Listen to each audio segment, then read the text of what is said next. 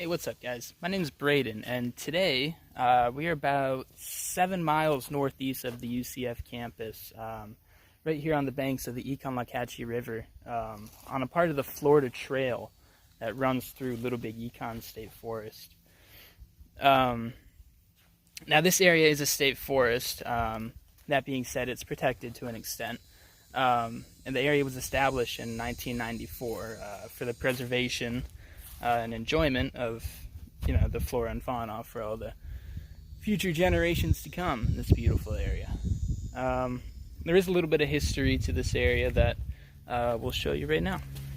So while we hike out to show you guys the history of this area, I wanted to talk to you a little bit about the wildlife that you'll see in this area. So you'll see a lot of things like wild hogs, you'll see gopher tortoises. They're a keystone species in this area. But one of the more interesting ones that I never saw too much at home was the American alligator, or Alligator mississippiensis. So the American alligator is an apex predator in this environment, meaning, they're top of the food chain, don't have a whole lot of natural enemies. And that being said, they keep a lot of these populations of smaller animals under control in this environment. Whether that be fish or turtles in the river, to the raccoons on the banks of the river that will go and try to fish out food. And that, they play a crucial role in this environment for that reason.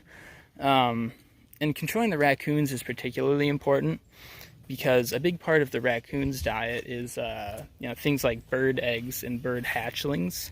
So by controlling the raccoons, that allows birds to flourish, which in turn keeps things like insect populations under control, So, really puts into perspective how, all these species, the whole ecosystem here is all connected. It's all one big chain. One link goes wrong, goes missing, then everything falls apart.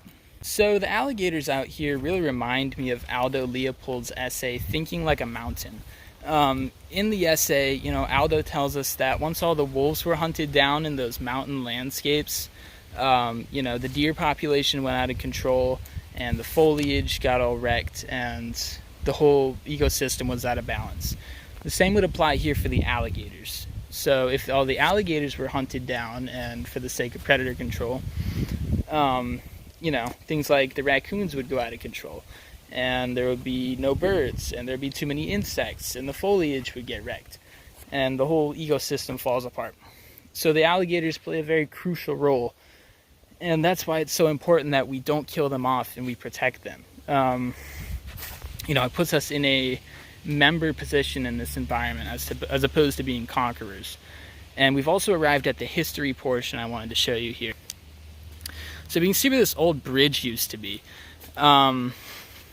It would have come down this, what's now a trail here, but it was a road.